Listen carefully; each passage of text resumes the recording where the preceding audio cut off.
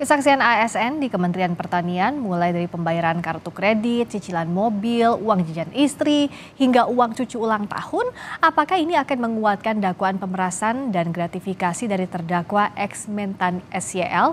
Kami bahas bersama Zainur Rohman, peneliti Pusat Kajian Anti Korupsi UGM atau PUKAT UGM. Bergabung juga Guru Besar Hukum Pidana UPH, Prof. Jamin Ginting. Selamat malam, Prof. Jamin, juga Bung Zainur. Selamat malam Mbak Rizka, Mas Zainur, selamat malam. Selamat malam Mbak Friska, Prof. Yamin. Selamat malam, saya ke Prof. Jamin dulu. Kalau kemarin dari sejumlah item yang disampaikan oleh saksi, ada keperluan pribadi macam-macam seperti yang saya sudah sebutkan tadi, sampai ke kebutuhan pribadi bahkan anak cucu. Sementara kan sebenarnya ada anggaran operasional di setiap kementerian, lembaga, setiap pejabat begitu, Prof. Jamin. Kalau ini di luar, kalau menurut saksi ini di luar anggaran Kementerian Pertanian, apa yang bisa dibaca dan bagaimana juga menelusuri tindak pidananya? Ya, jadi kalau dalam konteks pejabat negara yang sudah diberikan hak untuk mendapatkan biaya protokoler untuk hidupnya dan keluarganya, sudah di cover, tetapi dia masih juga mendapatkan keuntungan, benefit, uang dan segala macam di luar dari apa yang sudah ditetapkan, itu ada janji ya yang dia sebelum menjabat tidak boleh menerima apapun, sehingga itu dapat dikategorikan sebagai suatu gratifikasi sebagaimana di pasal 12B Undang-Undang Tindak Pidana Korupsi yang berindikasi suap. Nah, kenapa berindikasi suap dikatakan? Karena itu adalah pemberian yang dapat mempengaruhi perbuatannya untuk menyalahgunakan kewenangan yang ada padanya. Nah, jadi dia harus melaporkan. Contohnya tadi, ada mendapatkan travel perjalanan dinas atau umroh ya, yang bukan dari anggaran, keluarganya mendapatkan macam-macam, itu harus dilaporkan. Itulah kewajiban seorang penyelenggara negara dan ASN. Kalau tidak dilaporkan dan dinyatakan sebagai suatu indikasi suap, nah itulah masuk kategori gratifikasi. Jadi kalau itu yang pertama. Yang kedua, kalau itu diminta karena orang tidak mau memberi, tapi karena terpaksa untuk memberikan, karena dalam kondisi yang sangat sulit untuk tidak memberikan, itu namanya pemerasan. Jadi pemerasan itu karena orang yang diperas tidak mempunyai kehendak untuk memberikan, tetapi karena kondisi dia harus dipaksa untuk memberikan. Nah tadi contohnya di instansi yang seperti gunung es lah kita katakan ini, banyak sekali bawahan itu merasa tertekan karena atasan-atasan itu mewajibkan mereka untuk menyumbangkan setoran. Jadi ada setoran. Nah, setoran itu bukan diambil dari anggaran yang memang sudah ada, tapi diambil dari menyalahgunakan kewenangan masing-masing bawahannya begitu. Nah, inilah yang banyak ya sering terjadi, yang kita khawatir itu bagian dari setoran bawahan-bawahan untuk kepentingan personal di luar dari anggaran yang sudah ditetapkan. Begitu, Mbak. Nah, bicara soal indikasi pemerasan, juga saya ingin dapat perspektif kajian anti korupsinya dari Mas Zainur. Ini terkait dengan modus. Kan biasanya kalau kita lihat pemerasan, korupsi itu dilakukan dengan kode-kode tertentu. Kita pernah tahu apel Malang, apel Washington dan sebagainya. Tapi di kasus SYL ini sangat careless, sangat ceroboh, bahkan vulgar. Melalui anak buah terus terang minta untuk anak buahnya utang ke vendor atau meminta barter terhadap vendor. Apa yang Bung Zainur lihat dari hal ini? Iya, ini memang bisa dikatakan sangat aneh ya, dan mungkin orang bisa menganggap ini keterlaluan.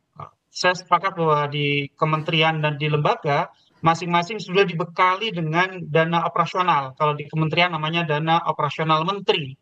Di tahun 2014 dikeluarkan peraturan Menteri Keuangan yang baru mengatur tentang DOM ini dengan kriteria yang sangat fleksibel, bersifat lamsam, tanpa perlu pertanggungjawaban yang rigid.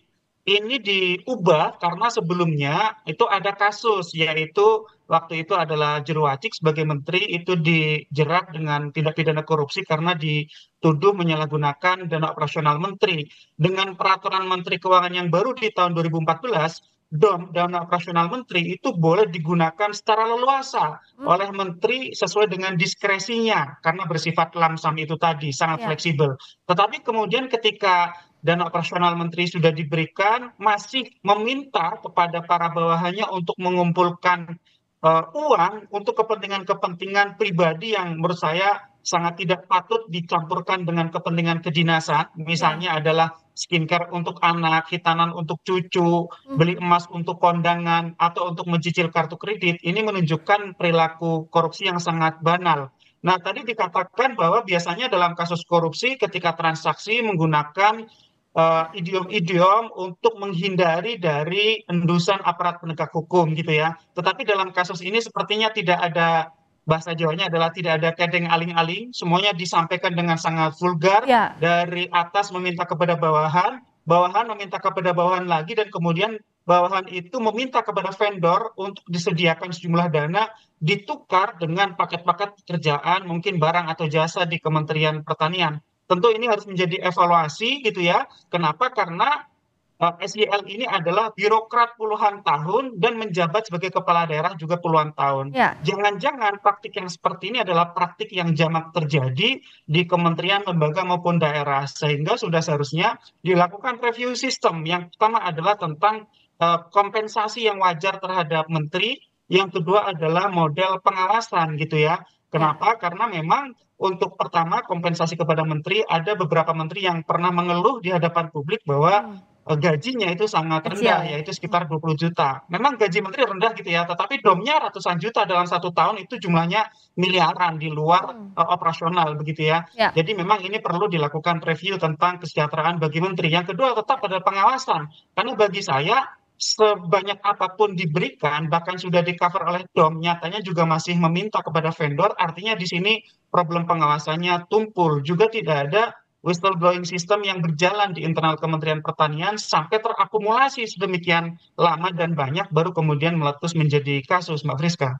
Kalau begitu artinya Mas Zainur bisa juga dicurigai bahwa ini bukan kali pertama praktik ini dilakukan oleh SYL karena dilakukan secara vulgar tadi, dilakukan secara terang-terangan untuk memintanya. Ya tentu itu tugas dari JPU ya, untuk juga Buktikan ya. mendalami apakah sebelum-sebelumnya apakah ada kasus serupa di Kementan, atau bahkan mungkin Kejaksaan bisa mendalami sebelum-sebelumnya di mana SYL pernah menjabat begitu ya. Tetapi dengan pattern, dengan pola yang sevulgar ini gitu ya, yang dikhawatirkan adalah ini adalah satu praktik yang sudah berlangsung lama menjadi kebiasaan, dan jangan-jangan ini tidak khas di Kementerian Pertanian.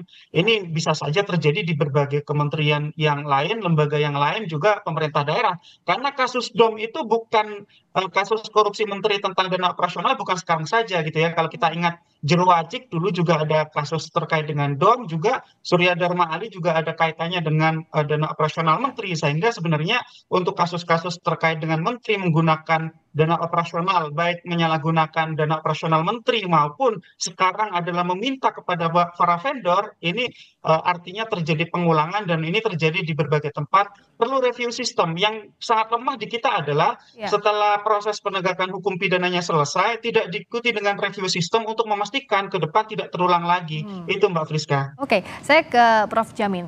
Dalam kasus ini, anak buah Syahrul Yassin Limpo bilang ada yang diduga jabatannya diganti kalau tidak menuruti permintaan dari SYL.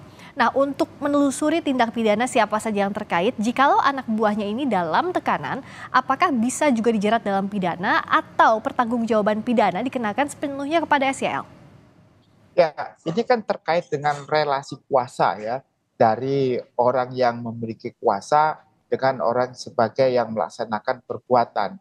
Dalam pidana tentu ada beberapa, ada kaitannya dengan orang yang menyuruh melakukan dengan orang yang menganjurkan melakukan. Kalau statusnya, konteksnya yang menyuruh melakukan, orang anak buah itu sebagai alat perpanjangan tangan daripada orang yang menyuruh. Dia nggak bisa dipidana.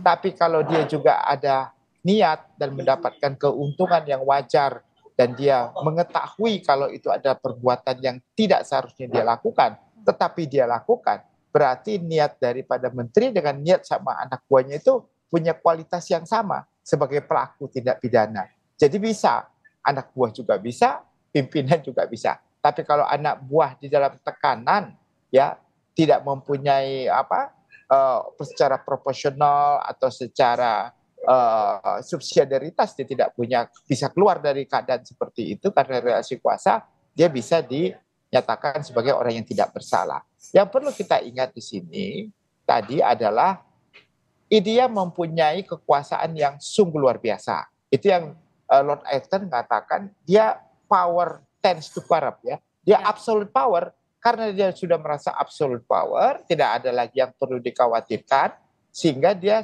cenderung menyalahgunakan kekuasaannya tersebut. Ditambah lagi diskresi. Nah ini kan di negara kita ini orang pimpinan-pimpinan ini kan banyak diskresi kan. Makin leluasa ya. Iya, dikasih diskresi tanpa pengawasan, ada diskresi tanpa pengawasan, ya udah sewenang-wenang aja. Yang bukan item menjadi dasar sebagai biaya operasional menteri, itu dijadikan alasan. Bahkan banyak orang yang memalsukan kwitansi, faktur, gitu ya. Nah, dibilang buat kegiatan ini, tapi sebenarnya bukan fakturnya, bukan itu. Manipulasi juga ada. Atau dibilang biaya perjalanan dinas selama 10 hari, padahal melaksanakan dinas cuma 3 hari. Nah, itu kan banyak suka yang terjadi seperti itu. Nah, inilah makanya perlu pengawasan yang benar-benar dilakukan. Saya nggak akan percaya kalau di kementerian manapun, itu orang pengawasannya sangat melekat, ya. Artinya ibarat kata jeruk makan jeruk lah, begitu ya. Ibarat katanya dia nggak mungkin ngawasin seperti, karena dia juga pelaku gitu, sering melakukan. Jadi menurut saya apa yang dia alami YSL ini kelihatannya seperti gunung es. Di semua kementerian kemungkinan ada seperti ini, kemungkinannya ada. Nah, terakhir singkat saja, Bung Zainur, pengawasan realnya seperti apa sih kalau tadi berdasarkan perintah atasan dan takut juga dipecat ujung-ujungnya, pengawasan ini tidak akan bisa dilakukan secara maksimal. Tadi Prof. Jamin juga bilang ya, jeruk makan jeruk nggak mungkin bisa diawasi dengan efektif. Nah, apa yang bisa dilakukan sebenarnya?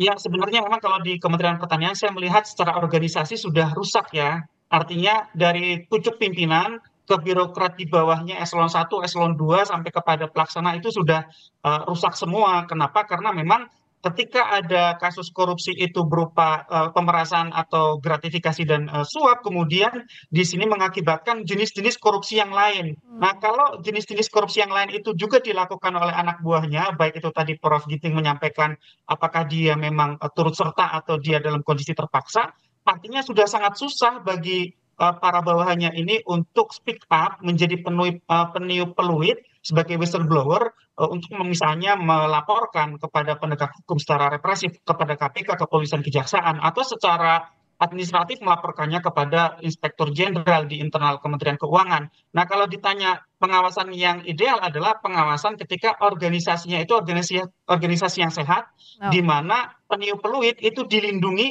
dan bisa melakukan pelaporan kepada Inspektur Jenderal dengan aman, dan Inspektur Jenderal juga dapat meneruskan laporannya secara represif kepada aparat penegak hukum kalau itu sudah merupakan bentuk perbuatan pidana, misalnya kepada kepolisian, kejaksaan, atau KPK.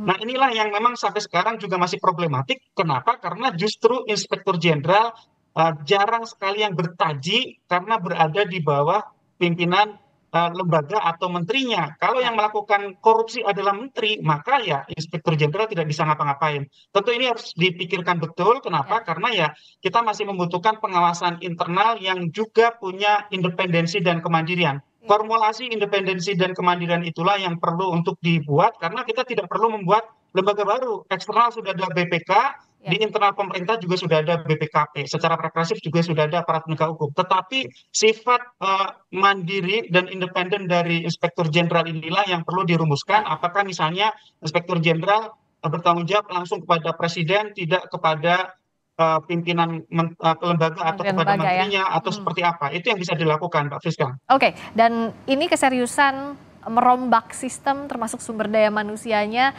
kita tunggu sejauh mana, termasuk juga untuk kasusnya, tindak pidananya harus diusut sampai tuntas, pembuktian terus berjalan di persidangan. Terima kasih Bung Zainur Rahman, peneliti Pusat Kajian Korupsi UGM atau Pukat UGM. Terima kasih Prof. Jamin Ginting, Guru Besar Hukum Pidana UPH. Selamat malam.